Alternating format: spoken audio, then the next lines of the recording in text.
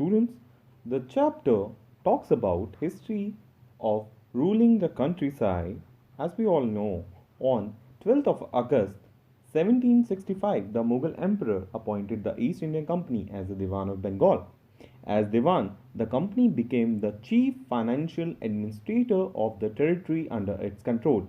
The company came to colonize the countryside, organize revenue sources, redefine the rights of people, and produce the crops it wanted, and only the type of crop they think were very beneficiary for the European market. Now let's talk about the revenue of the company. The company got the Diwani rights and started extracting more and more revenue out of it and used various measures to get it, but still saw itself primarily as a trader. Before 1865, the company purchased goods in India by importing gold, silver from Britain. Now, the revenue collected in Bengal financed the purchase of goods for exports. Bengal economy was facing a deep crisis. Peasants and craftsmen were not getting the proper amount of their sell. In 1770, a terrible famine killed 10 million people in Bengal. It was very bad at the moment. People were having shortage of food. There was nothing to eat. So that's why it created a big problem for the commoners, for the peoples. But no one gave attention to the plight of affected people as revenue was under the control of British, and they did not pay heed to any of the matter related to peasants as their main task was to make money by trade and trade only. So there was a need to improve the agriculture. The company introduced permanent settlement, and this settlement was basically a settlement was created to get the maximum amount of revenue from the people. The company introduced permanent settlement in 1793 under the sign of Lord Cornwallis. Under permanent settlement, a fixed revenue was to be given to the British and it would not increase in future. Zamindars were recognized as a collectors of revenue and it was assumed that they would invest money to improve the crop production and fertility of soil. Zamindars did not pay any attention due to condition of the land and tried to keep more and more money left after collection. The Rajas and Talukdars were recognized as Zamindars.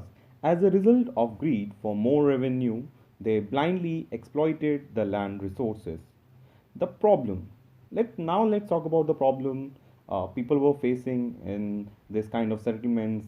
Numerous Zamindars were sold off at auctions organized by the company as anyone who failed to pay the revenue lost his zamindari. The zamindars were not interested in this improvement of land which led to reduced production of crops.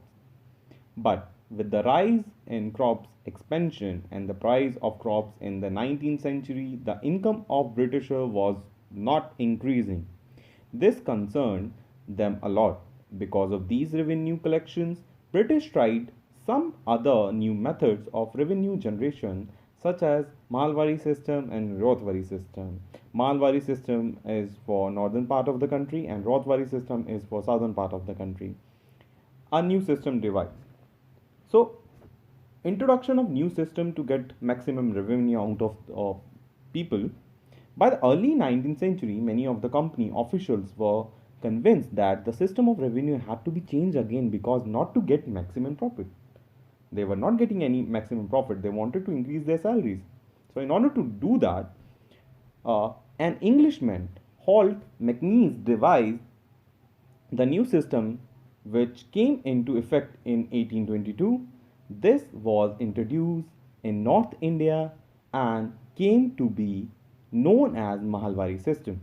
Mahalwari system gave the revenue collection work at the village headman also known as Mahal instead of Zamindar, and revenue was not permanently fixed. So in permanent settlement the revenue was already fixed and it can't be changed in near future, but in this the revenue was not fixed. It is more like a flexible part. If any part of the country is getting more production of crops, the revenue will be according to its production. Under this system, the revenue was collected by Mahal and was given to British officials. This system was initiated in central part of India as well. The Monroe system.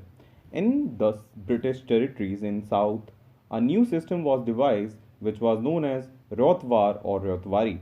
Rotwari was initiated by Captain Alexander Reed and Thomas Monroe.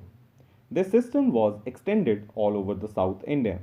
In the system, royals were directly involved for the collection of revenue and it was fixed after the proper assessment of individual lands. British officials were appointed to collect the revenue and use these methods for revenue collections. As the desire to increase the income from land, revenue officials fixed the revenue rate very high. As peasants were unable to pay, riots filled the countryside and villages became deserted in many regions. Peasants were forcefully evicted from their lands and had to left their places, and clashes happened at different places. Crops were Euro. By the late 18th century, the company was trying to expand the cultivation of opium and indigo, which was highly demanded in Europe. The British forced cultivators to produce jute, tea, sugarcane, wheat, cotton, and rice in various parts of India. Indigo was highly demanded in Europe. To get the indigo cultivation, the Khatia system was introduced. Under this system, peasants had to cultivate indigo on large part of their land because of the production of the cash crops and indigo which had to be grown on the most fertile land. The farmers were left with little fertile region to grow. These crops reduced the production of food crops, basically like rice. Does color have a history? Yes. The rich blue color was commonly called as indigo and it was on a high demand in Europe as it was used for dyeing purpose. India was the biggest supplier of indigo in the world in 19th century. Indigo cultivation was one of the reasons for poor condition of farmers and led riots in various farmers. Students, now let's talk about why indigo was so famous in European market. By the 13th century, indigo was being used by cloth manufacturers in Italy, France, and Britain to dye clothes. Indigo produced a rich blue color, whereas the dye from wood, another plant, was pale and dull. Indigo plantation came up in many parts of North America and Mexico, but during the wars in these regions, and abolition of slavery in France colonies, British started depending on India for the cultivation expansion of indigo. Increased demands of indigo also came because of the heavy industrialization in Britain.